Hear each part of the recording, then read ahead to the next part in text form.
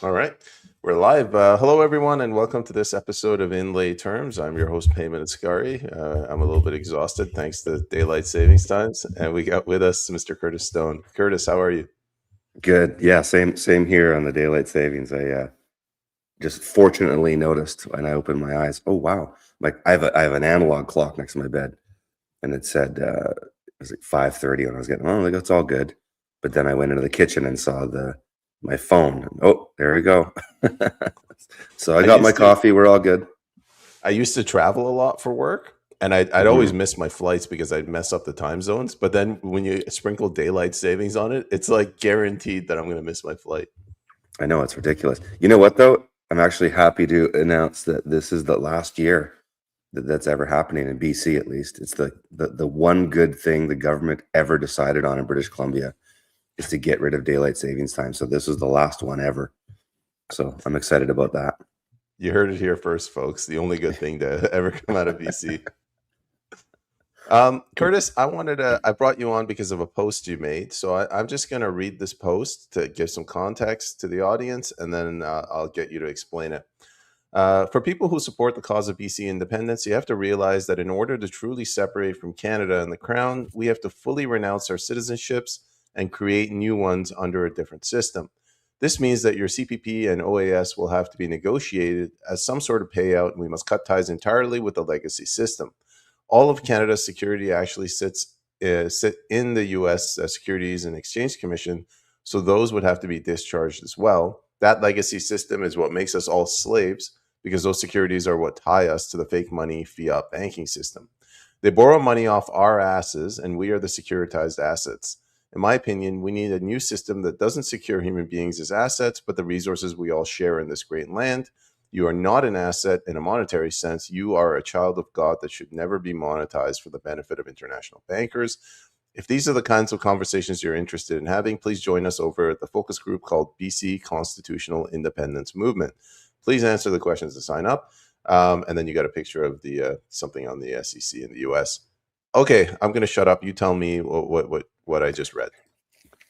Well, I mean, it's pretty clear what I wrote.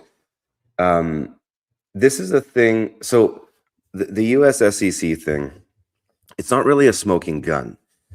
It's it's it's all true, but the thing is your average person has no capacity to understand what that actually means. And I did say it there in as lay terms, I like the name of your podcast, as possible, is that the way the monetary system works in the world, and there's only a handful of countries in the world that don't do this, and those are the ones that are always next to be bombed, is that human beings are securitized, and we're bonded at birth with the birth certificate. If people have ever gone down that rabbit hole with the all caps name and what that means, is it's all true. Now, is it a smoking gun? Not really. It's just that it's a thing that people have no idea what understands, and so I don't think there's anything revolutionary about sharing this information because people will just don't get it. But it's the way the system works: is that human beings are securitized, and their future labor is what's monetized. So, and that's all banks actually do. If you go and look up the definition of banking, banks basically buy securities. They buy negotiable instruments. Actually, would be a better term. And so there is a select group of people in the world who have the capacity or acceptability, because anybody has the capacity to write instruments. A negotiable instrument, is simply a signature on a piece of paper with a number on it saying what it's worth. That's literally what money is. But the system only recognizes a small group of people to to do this, and so they enslave us all this way. It isn't that slavery ended in 1776. It's actually at that time that everybody became a slave, because we all became slaves through the monetary system. And this, what we're looking at with the US SEC, is the details. So like I say, the devil is in the details, literally. And so they securitize human beings to borrow money from international bankers. who just write negotiable instruments. All they do is put signatures on paper, and we accept that as money and pay interest on it. And so what I'm saying is that if there is to be a legitimate movement of independence anywhere, whether it's BC or Alberta, if this is not addressed, the fundamental system that enslaves humanity doesn't change. So therefore, how could you expect any type of meaningful change? Now, I will note that I'm probably not going to be the one that takes this subject to the public because I don't want to die. Anybody in history who gets behind and says we need to get the Jewish bankers out of our system and so on and so forth gets killed. And so I'm not going to be that one. And I'll tell you, actually, I haven't really said anything about this lately. I haven't really felt the need to, but I'm essentially going dark on social media and just I'm done. I'm done trying to wake people up. I work in the private now. I've been a consultant for a long time, but it's mostly all I do now. Because I don't think there's going to be any real awakening that's meaningful. I think that just like this, how I can show this kind of thing and people, whatever. People have no idea. And so even within the truth community, within people that probably watch your podcast, how many people are going to hear this information and do something about it? Probably zero. And so I think, it's good to talk about these things, and I hope people continue to do so, but I'm done with it because people just aren't ready for things. Just look at the amount of stuff going on right now. And like they're bombing Iran now for Israel. And yeah, some people are waking up to that, but not nearly enough. I mean, it is clearly evident that our governments are completely captured, and nobody gives a shit. And they want us to know that. They want us, the system, when I say they, I mean the people, the controlling elites, they want us to fully know that that our systems are captured so that we go along with the next step, which is probably going to be an AI, controlled authoritarian system, which has been talked about for almost 100 years, really, in their writings. And so they're getting ready for that, and they're giving us notice that we're fully captured. And so this is why I live on a mountain off grid, grow my own food, because I don't really have faith that people are going to wake up to this and do anything about it. It's like that trope in sci-fi movies. That one guy, he gets it. No one else really sees it. He realizes the world is manufactured and he loses his mind. That's what it's like right now. Yeah, it is. I'm done losing my mind on it though. I've been on this truth journey for 26 years. Like my dad told me about the Federal Reserve in September of 2000. And ever since then, I'd been on a journey. It wasn't much longer after that I read Edward Griffin's The Creature of Jekyll Island. And I started going deeper and deeper and deeper. In 2014, I met a guy named Cal Washington. I started reading the law and finding remedy. And I started learning about equity. And so I've been on this path for a long time. And so I'm past the point of being jaded. I'm just at the point where I'm looking at my life. And like I'm a widowed single father with 2 children. And so I just have to look at my life and go like, what's really important is trying to wake people up and getting in arguments on Twitter with idiots or bots worth me convincing anybody of anything. It's not. So I work in the private. So I'm a consultant. I help people with Canadian law and things like that and getting off grid. And so I do that. And that's more meaningful to me because I don't think, it's a real trap trying to wake up the quote unquote masses and awaken the public, because for the most part, the public is so asleep, they don't even know it. And not only that, many people, even in our community, have so much trauma in their bodies from their lives that they haven't dealt with, that we're just projecting our shit out in the world. And so like everybody's screaming on, I know how to save the world. I know how to save the world, but they can't even save themselves. And so I've really seen this a lot in the last year, especially since my wife passed. I've seen and viscerally experienced that. And so, yeah, I think, I didn't mean to bring this in so personally That's for fine. myself, but I think it ties into the messages like, yeah, this is all true, but like, what are you going to do about it? Before going back to your story, I'll share one other thing. I ran in the April election, and I think everyone should have to like run in some election before being allowed to like graduate from high school, because you see how the political parties um, control the masses, because the people they're not at they don't want you to tell them what's wrong, why it's wrong, and they don't even want to care if you tell them how you're going to fix the problem. They want to know how are you going to spend money on the problem. That's the key word. If someone comes in and says we will allocate $100 billion to help with the housing crisis, they're like, oh nice, we'll vote for you. And that's how they hook these other voters.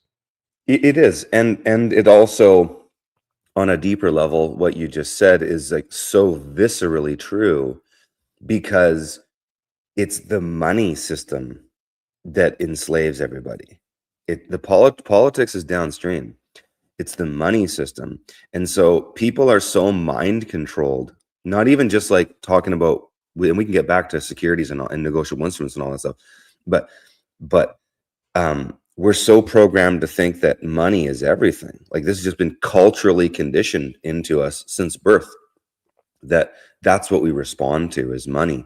And we keep enslaving ourselves because the system has to borrow money from international bankers who have no allegiance to anybody and pay interest. The own people enslave themselves by demanding more money gets allocated for things. And so this is why, until the actual money system is fundamentally changed, where we don't, and what I said it in that tweet you read, is that my belief, and I could be wrong on this, I don't pretend to know all the answers, but my belief is that instead of because we could repurpose the system. Like, if we wanted to change things, we wouldn't necessarily have to get rid of the idea of money. We just have to get rid of what money is backed by. And right now, money is backed by future labor, securitized by the birth certificate for people. And so we could change that by simply saying, hey, all these resources behind me, all this beautiful land we have, we share that as a collective, and we put every other citizen who's part of this nation as a beneficiary to that, and we securitize that. You wouldn't need to pay a dime in income taxes. You wouldn't even need sales taxes. You could literally have a system that, I don't mean to sound utopian and cheesy and socialist, but you could literally have a system that takes care of the needy and also allows the productive to go ahead and be productive and not slow them down. So you could have a system that is, quote unquote, has elements of socialism, just for lack of a better term, to say have, maybe not free healthcare like the way we have it now, but maybe emergency healthcare, because the government's horrible at managing chronic illnesses. But you could have all these things. Okay, who will build the roads? Who will supply basic services for people? The government could pay for all of that by securitizing its resources and sharing the wealth of the people. So make resource-based corporations pay taxes to use the resources because they belong to the people. So you wouldn't need to have a dime in income tax. You wouldn't have to have any of the constraints that we have today. It could all be done. But the problem is greed. The problem is there's a very, very, very small group of people in this world who want everything. And they only want it because they are obsessed with control, and they want to control everybody. And call it a satanic, whatever, the synagogue of Satan, whatever you want to call it. But that's what it is. And until that fundamentally gets addressed, all we're going to have is a different mask. It's going to be a new system, but a different mask. And it's the same system. And you can look at history that it's been this way for millennia. And that's all that's going on in Canada right now.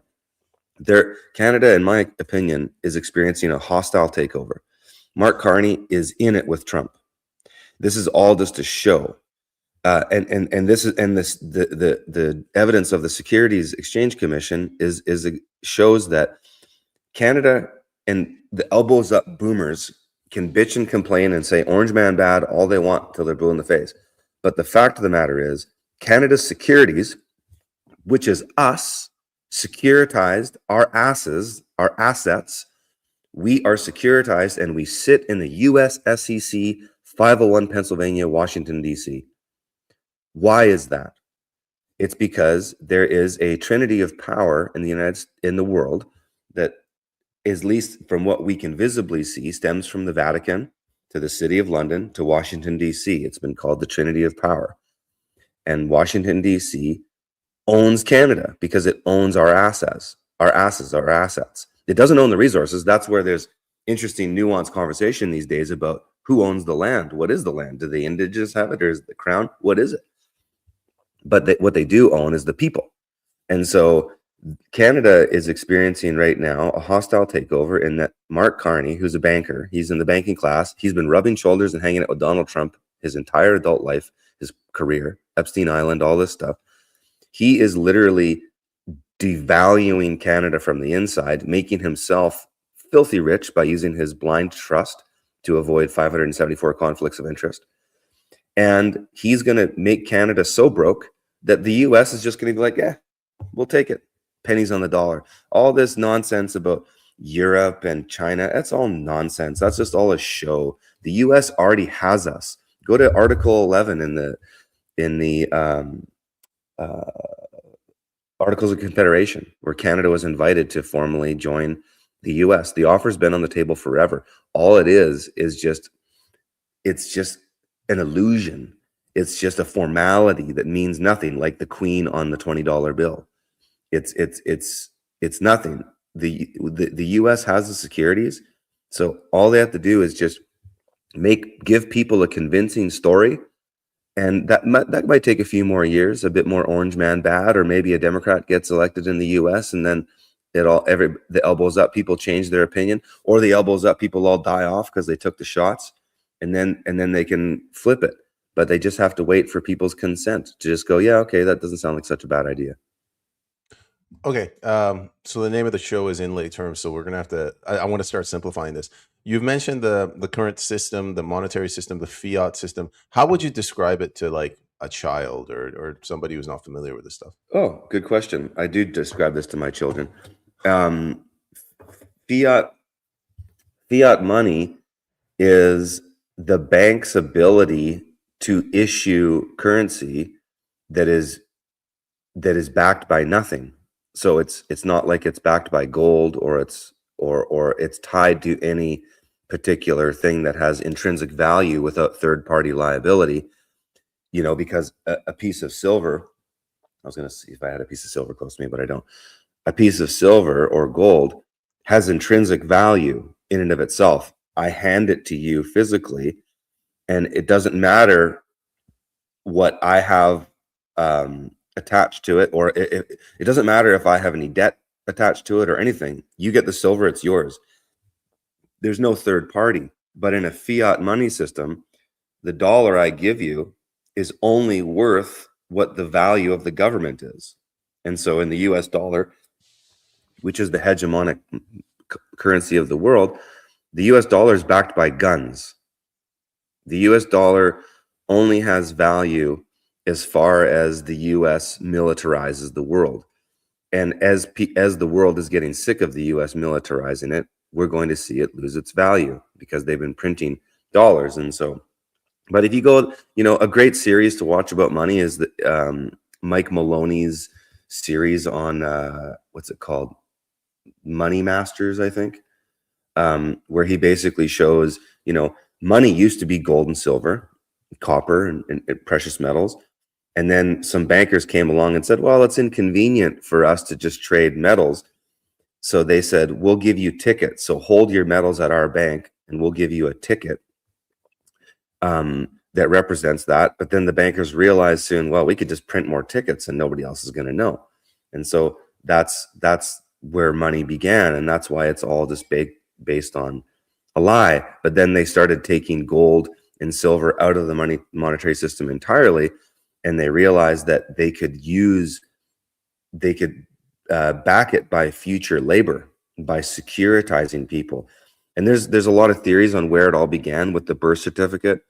Some say it began in the 1400s with Pope Boniface with a a papal bull called Unum Sanctum, where basically the Pope stood in front of the Holy Roman Empire and said, I'm now a trustee for God. Everybody is a trustee for me.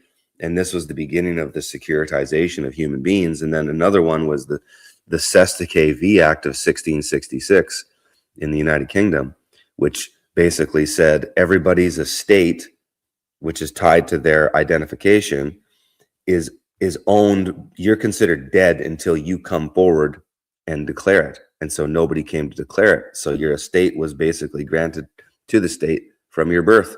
And then you could also point to the 1871 Organic Act of the United States, which created Washington, D.C. as a legal fiction. So there's all these different points in time where we go, okay, they just kept ratcheting it up and basically building the system of fake money. But to your question, what is money today? It's basically just worthless pieces of paper that are backed by nothing. And fundamentally, all they're backed by is people's faith in the system. And so that is only going to last as long as people have faith in the system. Can I give an analogy? Imagine if you and your kids, you're playing Monopoly, and I'm the bank, and every time you want $1 from the bank, you know how you always give money out, you have to give me a vig. Like, they have a monopoly on the money, and we're forced to pay them for the privilege of using that money. Yeah. But the thing that's disgusting about it is when you read their laws. So read in Canada, you're in Canada, right? Yeah. Yeah. Read the Bills of Exchange Act and go look up what it says a negotiable instrument is, or a bill of exchange. In Canada, we call them bills of exchange. In the US, they call them negotiable instruments. A bill of exchange is literally a promise to pay. It's a note with a signature and a number written on it. That's it. That's what money is. It's all a joke. And so, yeah, how is it fair that this one tiny group of people get to issue currency and bills of exchange that are accepted for value by bankers and governments, but nobody else can? So the fraud, the way they've made us all complicit in it is that they've made it so that we can't say, well, it's only a tiny group of people, because then they'll just say, oh no, but anybody can make a negotiable instrument. And so they've kind of they've absolved themselves of responsibility in a way by saying anybody can do this, but it's just not the case, because it's going to be up to the banks to decide what negotiable instrument or bill of exchange they accept. And they're not just going to accept a negotiable instrument from Peyman. You're not just going to show up. But, in my journey in learning the law, though, I'll tell you, there was a time that was happening. It actually stopped, from my observation, it stopped working in 2007. There was a series of kind of quote unquote free man on the land guys in Canada that were writing bills of exchange and discharging mortgages, and it was working. There was a guy named Robert Menard, who was one of the guys that kind of took it a little bit too public, in my opinion, but he came out with this thing called 96 is your fix. And he was showing and proving that you could get a utility bill, and on the bottom of the utility bill, there's like this number, and there's a 96 in it, that you could do what's called, there's various terms for it, but a banker's acceptance. And you could accept this thing for a value, and essentially it was a way of signing it and re-endorsing it to them. And then they actually paid your utility bills, because the whole system's based on fake money. And so they were doing it. And this is the thing, is when you start, this is where it's the real cream of it all, is the securities. Like, pick your poison as far as conspiracy theory rabbit holes to go down. There's endless ones. But if you want the one that the establishment do not want you to understand, it's how things are securitized and negotiable instruments and bills of exchange are created. It's the money. It's their golden goose. And everything in their golden goose system is authenticated by our signatures. So this is how we give the system all of its power, is we authenticate everything. And this is how they absolve themselves, in my opinion, of any ethical or moral responsibility, because we did it. So all of us going along with this, we signed the document, right? And that's how you know we're in a truly voluntary system. People don't like to hear that. Anarchists don't like to hear that, because then they don't get to just point the finger and blame it all on the big evil government. But it's true, because if it wasn't true, why would they need you to sign anything? So that this is evidence that we've created this system by authenticating everything through our signatures. And so we all have a certain level of moral culpability that we have to accept, and that we all had a part in this. And just by going along to get along and signing on the dotted line, you endorsed it, you created it. And that can also be liberating, because then we can realize that we could actually change this, but we're going to need to have at least a solid 3% of people to get to that critical mass, in my opinion. So next lay question, basic question. What is a birth certificate? I think everybody knows what it is, but like, where does it come from? Did they have birth certificates 1,000 years ago, 500 years ago? No, the birth certificate system really started, as far as my research has led me, started with the Cestui Que Vie Act of 1666. And the birth certificate, what it essentially is a certificate. And look up the definition of a certificate. It's basically a receipt for money, for something spent. So the birth certificate is a receipt that you have securitized a child. So we could literally go hours on this, but to go is really top down and simple as possible. I would say in Canada here, the birth certificate starts with when you're born, your mother fills out what's called a statement of live birth. And that is a recording of an event. It's the recording of a birth of a child.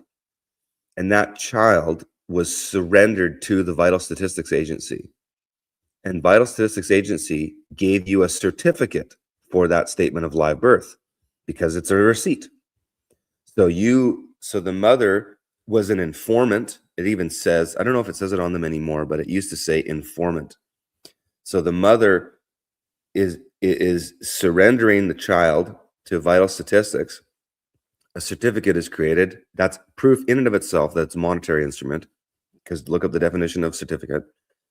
And they give you a birth certificate, which registers you into the matrix. And so the way I like to say it is that there's sort of two worlds we exist in. One is in the material world that's created by God, and we're all part of that creation. And we actually help contribute to create the world as we understand it through our signatures, but also through our labor. We build things, create things. And then there's the world administered by the devil. That's the matrix. As we know it, that's the matrix. And so when you're born, your mother wrote a statement of live birth. She basically put you into the matrix when they created the birth certificate. That's your avatar in the matrix, if you will. That's your cloak into commerce. That's how you get into the world of fake money and the legal system as we know it. So imagine, on one hand here, I'm holding the Bible, and on the other hand here, I'm holding Black's Law Dictionary. Is that God created the world? That's the real world, the material world, even the spiritual world as we see it and experience it. And then we go into the matrix and we consent to it all. And the devil doesn't get you to do anything against your will. We have free will. That's why there's a Bible in every court still to this day. It represents free will. But the devil administers the world through our consent. And so the birth certificate is your avatar into the matrix. And that's how you get into the commercial world. That's why, if you ever learned about law from the old school, like free men on the land guys, they were all sitting there arguing, I'm not the person, because over here in the matrix, you're a person. Over here, you're a man. A person is a fiction of statute. It's a commercial vehicle. Look up the definition of person. It'll say includes a corporation. Includes is another definition that people don't know what it actually means. In legalese, includes means that and only that. That's what it means. It doesn't mean, hey, I'm having a party tonight. There's going to be a big dinner. It's going to include ice cream. in layman's terms, you're sitting there thinking there's going to be some dinner. Maybe it's a turkey dinner, maybe it's pizza, who knows? And there might be some ice cream. What I said legally is there's only ice cream because the inclusion of one is the exclusion of another. That all comes down to the Latin maxim of the word includes, which is inclusio e uni, which means the inclusion of one is the exclusion of another. And so that's where we're at. JT is correcting you. He says it's not man, it's person kind. Sure. He's just joking. But Clown World says, I would think the social insurance number is the worst. Is that, what are your thoughts on that? No, it doesn't. It doesn't matter. In my world of, I have a SIN number. I'm able to operate in the matrix and do whatever I want because I understand the power of my signature. So, no, it's not. They're all tied to different things. So, yeah, I mean, it's sort of like a comment that I don't really need to do with it. The SIN, having a SIN number doesn't get you into this endless statutory obligation. This is where the free men on the land guys were wrong. And if you know any of the old school ones like I do, they'll even admit this now.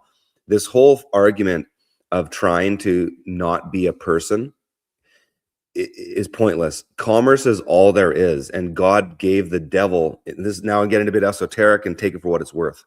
But God gave the devil permission to administer the world through our consent, and that is the commercial system. So it doesn't, you have to play the game. And to sit there and say, well, I'm never going to get a birth certificate, I'm never going to get a SIN. Okay, good luck. You know, all the power to you, but good luck. Your life will be incredibly complicated. So you can use all these things, but what you have to understand is one fundamental thing. Well, two. One is every agency of the state is incredibly compartmentalized. So just because you have a SIN doesn't mean you have to take the COVID shot. It doesn't mean that you have to now get workers' compensation for your company. It doesn't mean that you have to pay income tax. It might mean you have to file, but that's another conversation. Probably not one we could have publicly, but it doesn't get you into these obligations because they need your signature on everything. So that is evidence in and of itself that they need you to consent every step of the way, because if they didn't, they would just point a gun to your head and say, perform, do X, Y, Z, but they don't. Why? Because every step of the way needs your signature. So yeah, I see where is it Squirrel Nuts who said that? I see like what they're saying, but it's just not the case it's Clown World said that. It's just not the case. Like, I have a SIN number. I didn't have to rescind it. It doesn't matter. You just have to know where you're giving your consent and how you're giving your consent. And that's the path to agency, is understanding where you need to or not. All right. Next basic question. I guess the three things, like what is a pension? You know, so what's CPP, what's OAS, and what's a security? Like just for in lay terms. Well, in that tweet, I was just talking about CPP, Canadian pension. Your SIN number gets you attached to that. OAS, old age security. I forget which one gets you tied into that. I think every Canadian just gets that by default. And a security is essentially collateral on an asset to some degree. I mean, I could grab my copy of Blacks and we could look up the actual definition. But a security is something that's put up as collateral for an asset. So that's why we're securitized. And that's what our birth certificates do, is they securitize us as the asset to borrow fake money in perpetuity. So we're the security. And what I'm saying is that we could repurpose, if we had enough people that were, awake, really awake to how things work, we could use the framework of the legal system, just to not say throw the baby out with the bathwater. If we wanted to transition into something new, we could use it as it is, and then just say, let's securitize all that stuff, all those trees. all that stuff. Let's securitize that and use that as a way to issue currency. Because I'm not necessarily opposed. I used to as an anarchist. I've changed my mind on these things, but I'm not necessarily opposed to printing money at inflation. I'm just opposed to securitizing human beings. And I think that's the fundamental problem, because it makes us slaves. And then we pay interest for that. It's like, to pay interest on your future labor, it's insane, right? It's completely, it's evil. Sorry, let's take a step back. What is the SEC?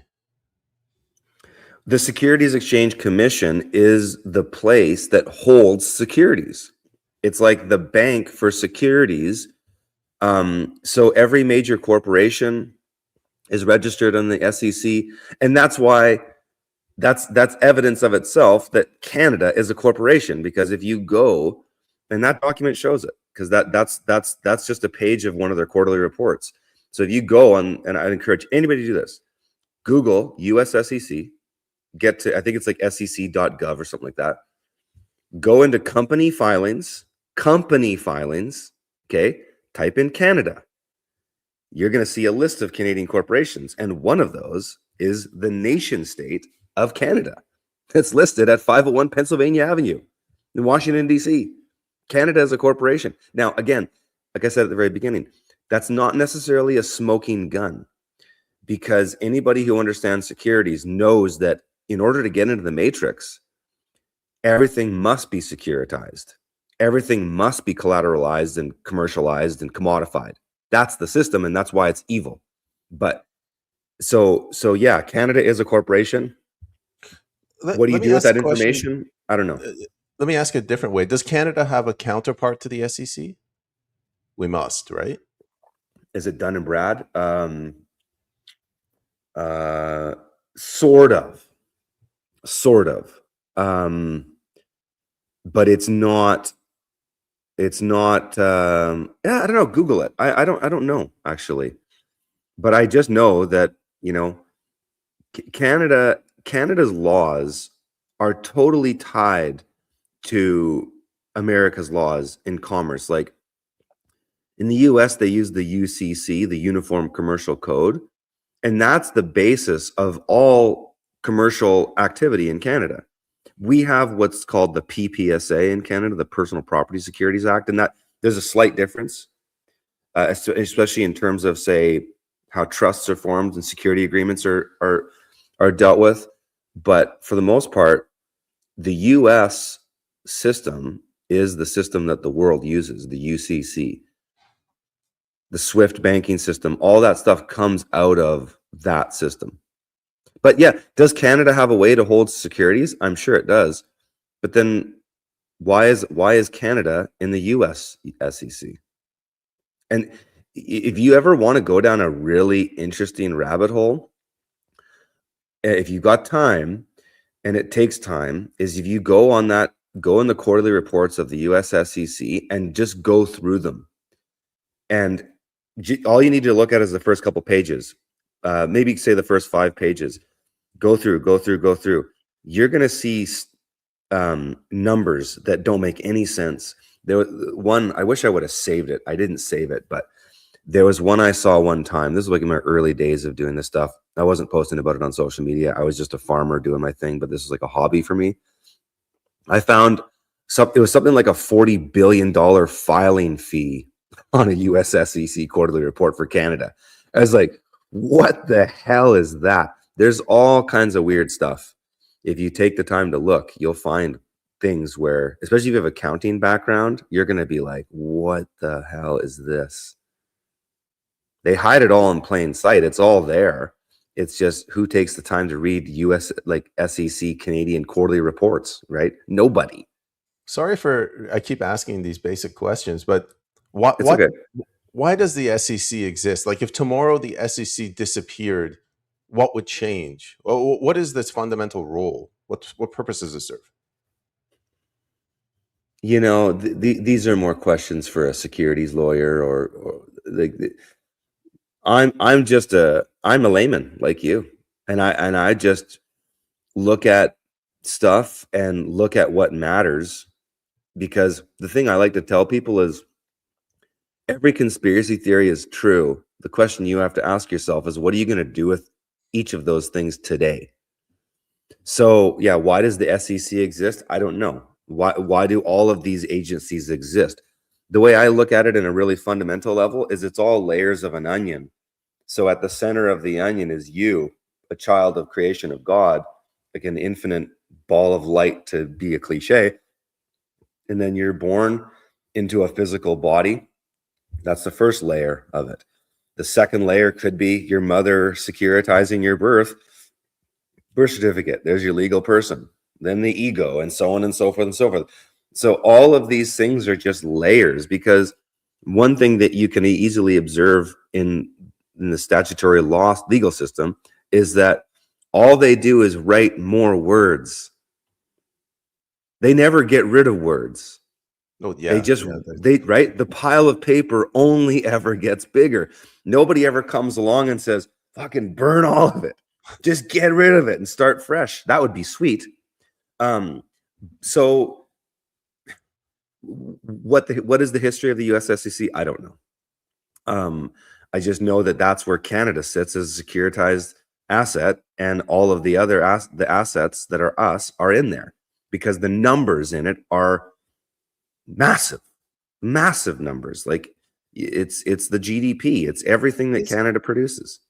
Let me ask it in a different way. You said that Canada, let's take the nation state of Canada, it sits on the SEC. Is the SEC like an auditing and vetting instrument where if China wants to invest $1 trillion in a mine, Canada will say, well, as you can see, we have $10 trillion worth of assets. Exhibit A are audited I, in the SEC. I think so. I mean, I know the SEC audits, right? The SEC, you've heard stories in the media about the SEC going after big corporations and stuff like that. So yeah, they do. And so there's probably something to do with that too. You know, it's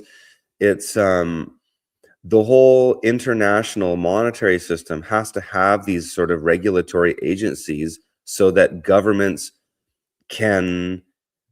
And again, this is not a smoking gun. This whole thing is not a smoking gun, because you'll talk to a lawyer about it, and maybe he wasn't so down the rabbit hole like I was, going back to say the Sesta V Act of 1666 or Pope Boniface's Unum Sanctum. They just look at it from a regulatory standpoint and go, yeah, these are just the regulatory agencies that allow governments and corporations to monetize and securitize things so that they can trade internationally. So it's totally benign and normal, right? No, I get what you're saying. Just to move this along, earlier on you mentioned the people, most of the countries in the world, they fall under this system, and the ones that don't, they're the ones that get bombed. It's just Iran and China that's left that has a bank, a sovereign bank that's under the government, right? Well, China, I'm not so sure. I know a lawyer down in the US that has connections, and take this for what it's worth. Okay, I'm not this is not a statement of fact. This is a statement of in the work that I do and the people that I rub shoulders with. I know a lawyer down in the US that has worked in securities for a really long time, and he has connections to the city of London, and he has seen evidence that Chinese birth certificates and marriage certificates sit in the city of London. So if they sit in the city of London, and do you know what about the city of London? Have you Yeah, ever? yeah, yeah. It's Going back a to the East city in a India. city. Yeah. Well, the city of London is it's a sovereign nation, just like Washington D.C., just like the Vatican. That's why they call those things the Trinity of Power. Is that the Vatican is its own sovereign nation inside of Italy. City of London is its own sovereign nation inside of the UK, and Washington D.C. is its own sovereign nation inside of the United States. It's not the United States. It's a different entity. And so I have heard that securities in China sit in the city of London. And so if that's true, then I would say China may have a sovereign bank in some way or another, but they're using the SWIFT banking system, and they're using the commercial British system as we all know it. Then I would say maybe not China, maybe Iran, and maybe that's why they're getting bombed now. There's more to the story than just that, but yeah. All right. Well, I had another question. this city of London, Vatican, Washington D.C. How does that relate to China? Because there's a lot of people that are hawkish saying that China is the number one threat. Other people are saying no. The West, they've tapped out their own citizens. They want access to China's savings, their capital You, markets. What's your view? you cut out when you said the thing about China, and it lagged. I didn't, and I know it was important what you said. It cut out for a second. He said, "Can you ask me that question again?" Sure. I'll ask it even simpler. Do you Yeah, think that the world is run by the city of London, or do you think China is trying to usurp that power? Is China working with the city of London? Is it under the yeah. city of London, or is it above it? Okay, now we're getting into opinions and take it for what it's worth. But um, Jewish Bolsheviks made Chinese communism. Like Chinese communism was created by American and British Jewish bankers. There's the Rockefellers and Rothschilds are all over the creation of China as we know it today. So I think that is a complete, that's just a story. That's just a Hollywood fiction. China is in the Matrix. There's and it's the model that they want for all of us. So this whole story of China's the new boogeyman is nonsense. Just watch how this all goes out. If anything, they're just going to use China to be a boogeyman, just like how in Canada we use Trump as a boogeyman.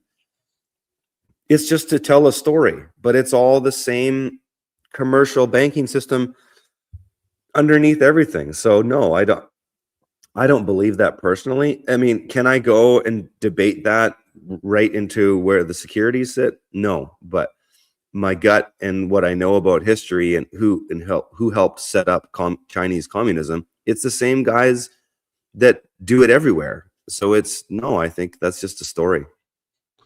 All right. Well, another question related to that: this invasion, this bombing of Iran. Um, is it really about stopping China, stopping cheap oil to China, and stalling the Belt and Road Initiative, or is if they're working together, why would America do this?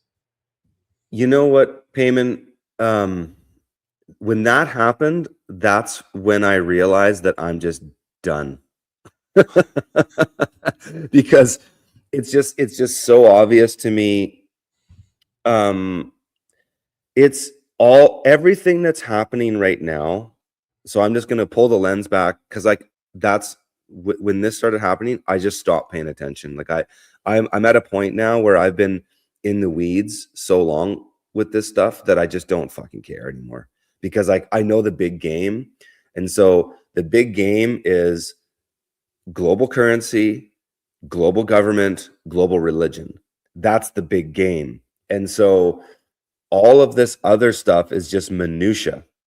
And we could debate the details of all of it until we're blue in the face. But this is all part of just consolidating power and this is just one thing. I mean, yeah, you can get into there's biblical prophecy in this, people are going to turn against Israel, but the establishment want that. Jews have been kicked out of 109 countries in history. It doesn't mean that all Jews are bad, but there is some sort of historical precedent to it. It's happening again. And so they're going to scapegoat. In my opinion, what's going on here is that they want to scapegoat the Jews again, but that doesn't mean those Jews that we would differentiate from your average Jew who's got nothing to do with any of this. But we would say the synagogue of Satan. There's this tiny group of people who call themselves Jews but aren't. That's right in the Bible, that are basically using their power to scapegoat all other Jews because that's what they want. They want you to just hate on this group of people that are about 2% of the world's population, and then they can hide within their ranks. And so, yeah, let's bomb Iran. Like, look at how much, and you hear AIPAC and all these other groups every day. Anti-Semitism is on the rise. It's true.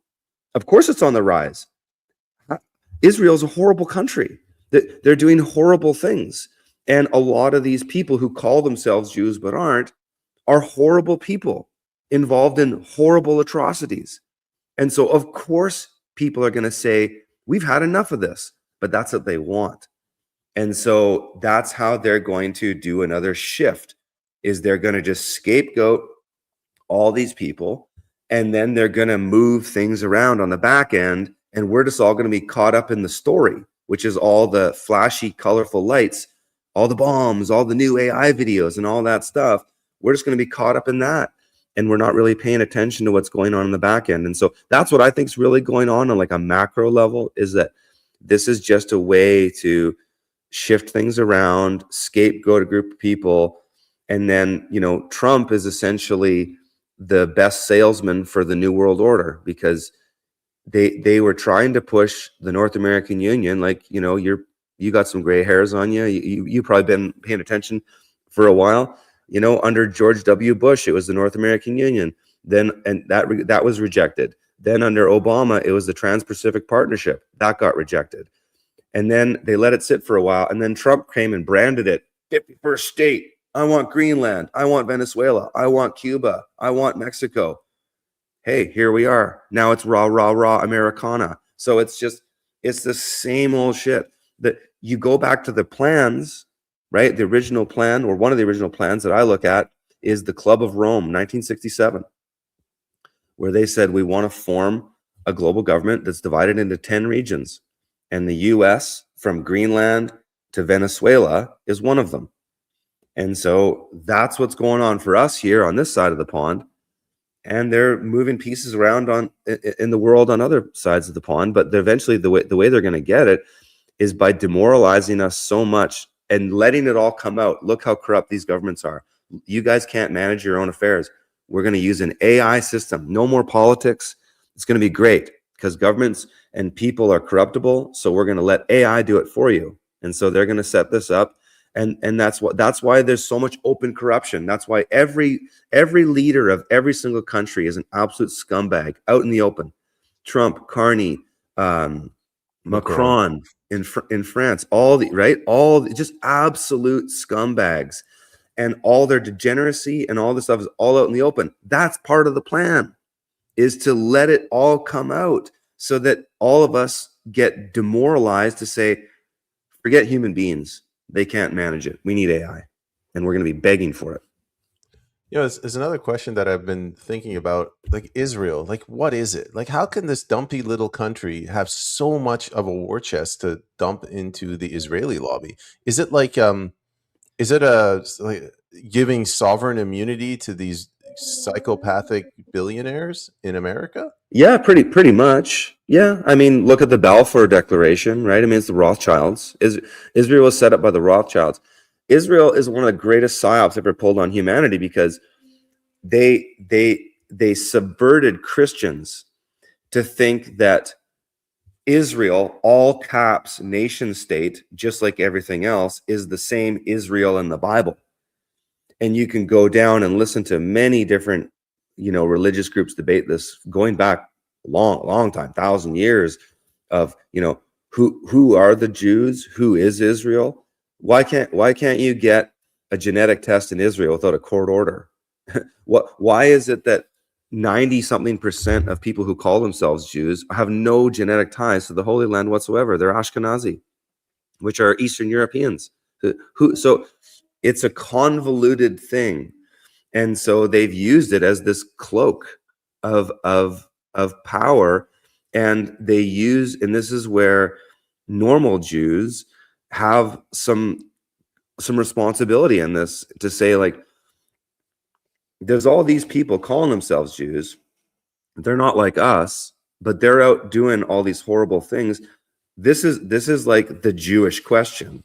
And this is why it's an important question, because I think if people really start to look at Israel, how is Israel set up, and why, people are going to start to realize that this is a massive psyop, and good people, good Christians, have been going along with this and allowing, which is all like such a hoodwink, in that you've got good Christians to basically permit the synagogue of Satan to run the world, and use normal Jews as a human shield of morality.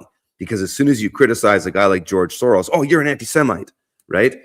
And so Israel is just basically a geopolitical power center for global dominance to control the resource of the day, which is oil, which is tied to the US petrodollar. But that's going to change. They're going to flip that. That's going to flip, because once they bring in the universal basic income system and the global currency and the digital currencies, oil's not going to have the same value. So they're going to create new things. Maybe it's going to be water, where we control the world through that particular resource. And so Israel was the place of the day, to get to where we are in this new world order, and it'll be something else eventually. All right, final question. How does Russia fit into all of this? I don't know. Russia is an interesting one. If you look at the history of the Russian patriarchs and when the Russian royal families were subverted by tiny hat guys, it's pretty interesting. So I don't know. I don't know. I just look at these things from the macro perspective. But yeah, Russia's a wild card. Is it part of the New World Order? Is it the anti-New World Order? I don't know. I don't have all the answers. Interesting time to be alive. Sorry, what was that? You cut out. I said it's an interesting time to be alive. It is. Yeah, it's always interesting. And yeah, I think if people start to really focus on what's important in their lives, and like I posted not too long ago, I said it's the best time ever to just stop giving a shit about anything that's said on media or social media, because the level of psychological operations right now with AI is never been seen before, as far as my knowledge of normal history could have been, potentially, because so much of history is a lie, everything. But now it's like the scale at which they can perpetuate lies is so insane that people's perception of reality is going to be completely skewed. If most of your friends are online, if most of your information you get is online, you're going to be floating around in this like nebulous zone of not knowing anything, because this says this, and it's so confusing because there's so much, and all the bots in your comment section are saying this. And so I think, and this is just where I'm at personally, is that it's time to just step away and focus on family and growing food and setting up systems to be independent and just cutting out the signal. But some people are new in their journey, and they haven't been at it as long as I am. So I'm not here to say that I'm better than anybody, or I know all this. It's just I'm at a point in my journey where I just don't care anymore, because I've seen the big plan for a long time, and I know the minutia of the day with today's story about this, that, and the other is irrelevant. If you know the big thing, you know how it works, and that we endorse it. We give the system all of its power. That you start to go, okay, now I need to start taking agency over my life and controlling my signature. And where do I give authority and where do I not? Curtis, you mentioned that you're detaching from social media, but is there anything people need to know, like your website, that movement? Or? Yeah, I mean, I'm not going to delete my accounts, and I've done this before. I've taken breaks before, and who knows? Maybe I'll post again, but I'm at a point now. I'll be a minute, buddy. One more minute, okay? Kids are getting up. No, they can follow me there on X, Sadoff Gridstone, freedomfarmers.com. I do stuff in the private. I'll continue doing that. I have private groups. People can follow me on Telegram at SHTF Farmer. So I do teach workshops on law in the private. So nothing's online. It's all in the private with just people in a room. And I do consult with that. And so if they follow me on Telegram, they can find more information about that. I don't typically share it on social media. But yeah, they could follow me on Twitter. I'm still on YouTube, but I'm not really making much videos, but they can find my stuff there. And I've got, 1,000 videos. I've been Been out there for 12 years, been posting for 12 years on YouTube mostly. I'm relatively new to Twitter. And so, yeah, freedomfarmers.com is my main website, that I help people get on the land and get established and live an independent life. Well, Curtis, thank you for sharing your Sunday morning with me. Yeah, my pleasure, brother. You go take care of my kids now. All right. All the best. Okay, take care.